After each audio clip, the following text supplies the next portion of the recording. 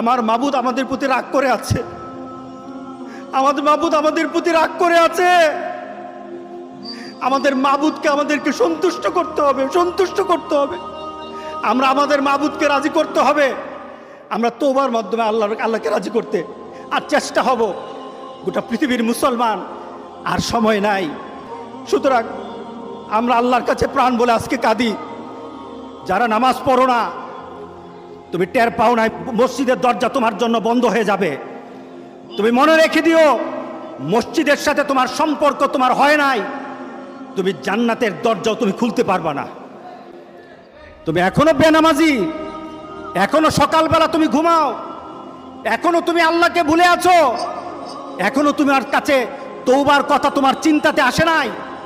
তুমি অনেক কিছু হতে পারো, তুমি মুসলমানের কাতারে থাকবা না। তুমি অনেক কিছু হতে পারো, তুমি ইসলামের কাতারে থাকবা না।